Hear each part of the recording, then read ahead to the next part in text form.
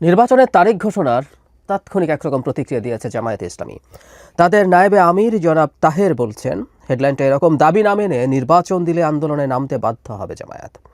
তিনি এটাকে ইতিবাচক হিসাবে দেখেছেন ঘোষণাটাকে, কিন্তু কয়েকটা কথা বলেছেন, সেগুলো নিয়ে কথা বলতে চাই। এবং জামায়াতকে নির্বাচন প্রতিরোধ করার, আন্দোলন করার সক্ষমতা রাখে কিনা সেই আলাপ, এবং তারা আদৌ চাইবে কিনা, প্রতিরোধ করা দূরেই থাকুক, নির্বাচন থেকে দূরে থাকার চিন্তাও তারা করবে কিনা, সেই প্রসঙ্গে আলোচনা করতে চাই। তার আগে তার বক্তব্যটা একটু জানি। জনাব তাহের বলছেন, ফেব্রুয়ারিতে ঘোষণা ইতিবাচক, এটা নিয়ে দলগুলোর সঙ্গে আলাপ করে নির্বাচন ঘোষণা দিলে ভালো হতো, নির্বাচন উপযোগী পরিবেশ এখনও নিশ্চিত হয়নি। আমাদের স্মরণ আছে নিশ্চয়ই, লন্ডনে গিয়ে যখন প্রধান উপদেষ্টা স্টেটমেন্ট দিয়ে বলেছিলেন যে তিনি এই ধরনের একটা পরিকল্পনা করছেন, সব যদি ঠিকঠাক থাকে তাহলে নির্বাচন তিনি এই সময়ে, মানে হলো ফেব্রুয়ারিতে, রমজানের আগে হতে পারে। তখন জামায়াত কিন্তু খুব গোস্বা করেছিল, গোস্বা করে তারা ঐক্যমত্য কমিশনের বৈঠকে একদিন যায়নি, আমাদের নিশ্চয় মনে আছে, প্রতিবাদ স্বরূপ, যে কেন একটা দলের সাথে আলোচনা করে এই সিদ্ধান্ত নেওয়া হলো। উত্তরটা খুব সোজা ছিল, কেন জামায়াত ইসলামীর সাথে আলাদা করে বৈঠক করে? অন্য দল কি গোস্বা করতে পারে, যেগুলো আমরা সংখ্যার বিচারে ছোট দল বলে মনে করি? গণতন্ত্রের মঞ্চের দলগুলো 15 বছর, দীর্ঘ 15 বছর শেখ হাসিনার বিরুদ্ধে, এর মধ্যে অন্তত 7-8 বছর 18 সালের পর থেকে অ্যাটলিস্ট দুর্দান্ত ফাইট করেছে শেখ হাসিনার বিরুদ্ধে। এমনকি শেষ মুহূর্তে 24 সালের ইলেকশনের আগে যখন বিএনপি তার আন্দোলন থেকে উঠে গিয়েছিল, সীমিত সামর্থ্য নিয়ে গণতন্ত্র মঞ্চের দলগুলো অসাধারণ কাজ করেছে, জামাত তখন ঘরে ঘুমাচ্ছিল। কিন্তু সেই গণতন্ত্র মঞ্চের দলগুলোকে তো আলাদা আলাদা একটা একটা দল করে ডাকে না। এবং কেউ কি এই প্রশ্ন করে জামায়াতকে কেন একা ডাকা হচ্ছে? উত্তরটা ওর মধ্যেই আছে।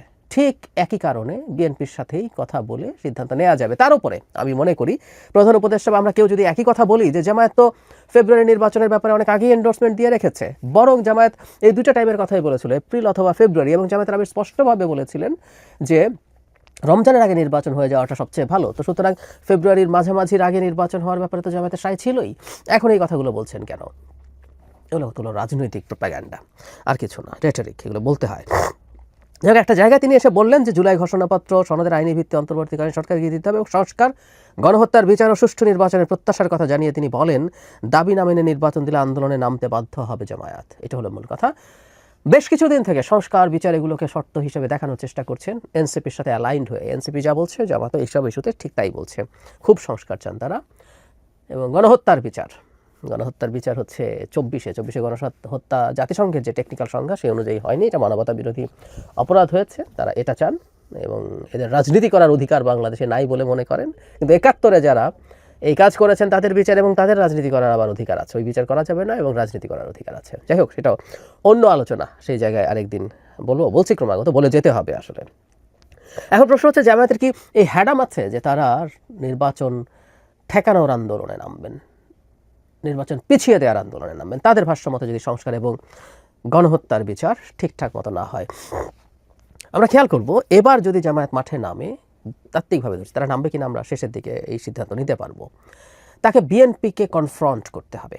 জামায়াত কিছুদিন আগে সরাসরি না হলেও এনসিপির পেছনে গুরুত্বপূর্ণ নেতারা মাঠে ছিলেন, প্রকাশ্যে ছিলেন, ছাত্র শিবির ছিল, আওয়ামী লীগ নিষিদ্ধকরণের দাবিতে মাঠে নেমেছিল জামায়াত এবং আরও কিছু ইসলামী দল এবং শক্তি। তখন আসলে সমস্যা হয়নি, কারণ আওয়ামী লীগ নিষিদ্ধকরণ নিয়ে বিএনপি অ্যান্টাগোনাইজ করেনি। মানে বিএনপি বলে না আওয়ামী লীগকে রাখতে হবে, তুমি যদি আওয়ামী লীগকে নিষিদ্ধ করার দাবিতে মাঠে নামো তুমি আমার বিরুদ্ধে যাচ্ছ, ফলে ওখানে বিরুদ্ধ চারণ করা হয়নি। কিন্তু এবার নির্বাচন নিয়ে জামায়াত যদি মাঠে নামে, ও আসলে প্রকাশ্যে বিএনপির বিরুদ্ধে অবস্থান নিচ্ছে। এবং বিএনপির সবচেয়ে গুরুত্বপূর্ণ যে চাওয়া, যেটা একটা বুর্জোয়া রাজনৈতিক দলের স্বাভাবিক চাওয়া, সেটা হচ্ছে একটা নির্বাচন হওয়া, যে নির্বাচনের মাধ্যমে সে ক্ষমতায় যাওয়ার চেষ্টা করবে। এবং বিদ্যমান প্রেক্ষাপটে বলা যায় বিএনপির সাথে ক্ষমতায় যাওয়ার মাঝে জাস্ট একটা ইলেকশনই আছে, আর তেমন কোনো আনসার্টেনিটি নাই। রাদার আলোচনা এটা হচ্ছে বিএনপির সিট কয়টা হবে, কয়টা অন্য দল পেতে পারে সেসব নিয়ে। ফলে বিএনপির সাথে জামায়াত কি কনফ্রন্ট করবে?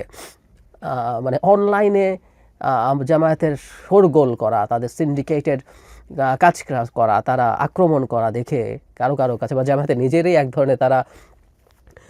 এক ধরনের ইলুশনে ভোগে কিনা যে তাদের বিরাট সাপোর্টার বেস তৈরি হয়েছে, মাঠের শক্তিতে জামায়াতের আদৌ কোনো পাত্তা বিএনপির সাথে থাকবে বলে মনে হয় না, যদি কনফ্রন্টেশনাল একটা পরিস্থিতি হয়।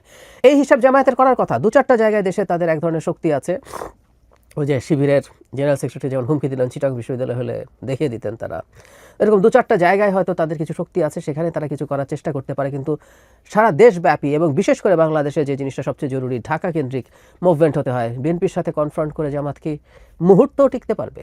কতটুকু টিকতে পারবে? আমি মনে করি না। এবং জামায়াতের নেতৃত্ব এতটা বোকামি করার কোনো কারণ আছে বলে আমার মনে হয় না। তারা এতটুকু বুদ্ধি তারা রাখেন, বরং জামায়াত বেশিরভাগ সময় ক্ষমতা এবং সরকারের সাথে সাথেই যাওয়ার চেষ্টা করেছেন যেখানে যেখানে সুযোগ হয়েছে।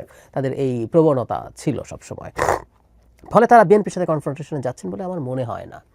কিন্তু তারা একটা কাজ করবেন কিনা এখন সেই প্রশ্নও আছে, কারণ তারা এই আলাপ কখনো যদি আনেন, এনসিপি অ্যাটলিস্ট আনছে, কিন্তু এই দুটো দল মিলে যদি এই চিন্তা করে জামায়াত এবং এনসিপি যে তারা নির্বাচনে যাবেন না, নির্বাচন ঠেকানোর জন্য আন্দোলনের নাম মানে কনফ্রন্ট করা, কিন্তু নির্বাচন করব না, কেউ বলতেই পারেন যে একটা গণতান্ত্রিক রাজনৈতিক দল সে তার মতো করে এই সিদ্ধান্ত নিতে পারে। বিএনপি একাধিকবার নির্বাচন বর্জন করেছে, সুতরাং নির্বাচন বর্জন করাও তাদের আন্দোলনের একটা গুরুত্বপূর্ণ পার্ট হতে পারে।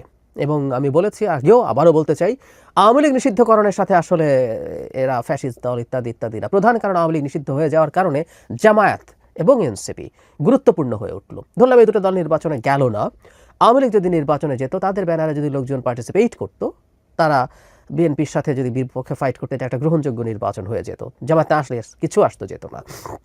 আমি এখনও মনে করি আওয়ামী লীগের সমর্থন অন্তত 20% আছে, জামায়াতের সমর্থন আমি 10-10% বেশি ভাবে, মানে জামায়াতের চাইতে দ্বিগুণ সমর্থন এখনও আওয়ামী লীগের আছে বলে আমি বিশ্বাস করি। সুতরাং আওয়ামী লীগ যদি থাকতো এবং নির্বাচনে আসতো, সেটা জামায়াত না আসার চাইতে থেকে কোনো আদৌ কোনো প্রভাবিত করতো না নির্বাচনের গ্রহণযোগ্যতার বিবেচনায়।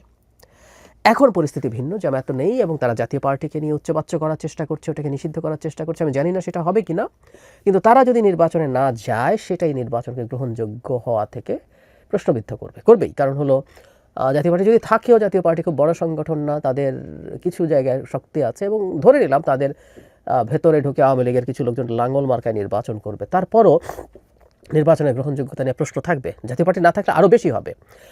তো সেই ক্ষেত্রে জামায়াত না থাকা বিপরীতে বিএনপি এবং তার যে পক্ষের শক্তিগুলো আছে, তারা একটা নির্বাচন করে আসলে সেটা নিয়ে প্রশ্নবিদ্ধ হওয়ার সম্ভাবনা থাকে। কিন্তু আমি যে কথাটা বলতে চাই, জামায়াতের সামনে কিন্তু একটা ঐতিহাসিক সুযোগ এসছে। জামায়াত সিট কত পাবে জানি না, আমার বিবেচনায় জামায়াত যদি একা নির্বাচন করে সর্বোচ্চ 15টা সিট পেতে পারে।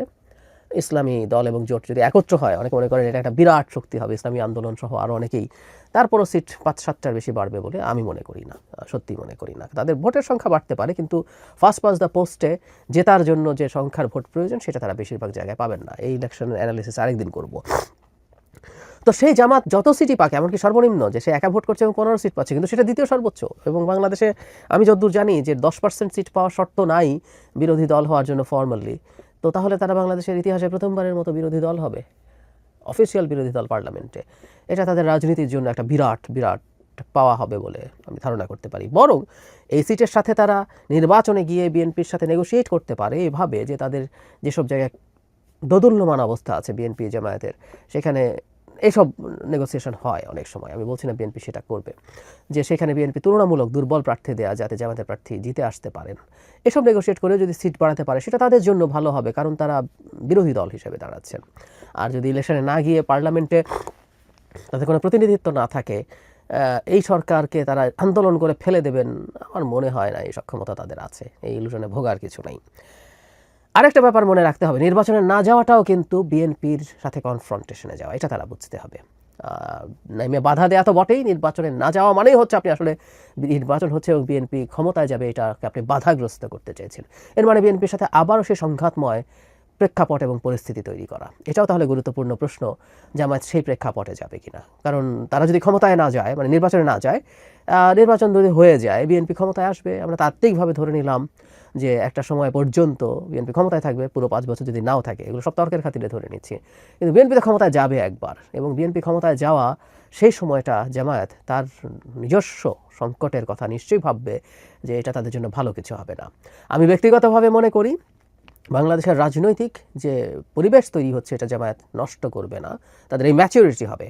যদিও বহুবার ইতিহাসে 47 থেকে শুরু করে 71, 86 তারা ক্রমাগত ভুল করেছে, কিন্তু আমরা এক্সপেক্ট করি এবার তারা ভুল করবে না।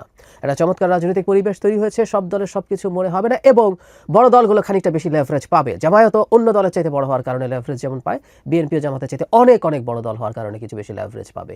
কিন্তু সব কিছু নিজের মনের মতো না হলেও গণতান্ত্রিক প্রক্রিয়ায় ঢুকে যাওয়া উচিত সবার, নির্বাচনে ঢুকে যাওয়া উচিত, এবং তারা যদি নির্বাচিত মানে পরিস্থিতি অনুযায়ী, তাদের প্রত্যাশা অনুযায়ী অত সিট নাও পান, পরবর্তীতে বাংলাদেশের রাজনীতির সুযোগ থাকবে। বিএনপি যদি ক্ষমতায়ও আসে, তারা রাজনীতি করুন, বিএনপি প্রচুর ভুল করবে, প্রচুর সমালোচনা হবে, এগুলোর মাধ্যমে তারা ধাপে ধাপে এগিয়ে যেতে পারবেন। সেই রাজনীতি হোক, এবং কোনো একদিন যদি নির্বাচিত হন, তারা সরকার গঠন করবেন। এই সুযোগটা যদি কোনোভাবে ডিসরাপ্ট জামাত করছে মনে হয়, এটা শুধুমাত্র বিএনপি না, দেশের জনগণও জামায়াতকে আবার সেই পুরনো ধারায় ফিরে গেছে, যেমনটা তারা 47-এ ভারতের পক্ষে ছিল, পাকিস্তান হওয়ার বিরুদ্ধে ছিল, 71-এ পাকিস্তানের গণহত্যার সমর্থন করে এই দেশের জনগণের মনের ভাষা বুঝতে পারেনি, একই রকমভাবেই তাদেরকে বিচার করবে।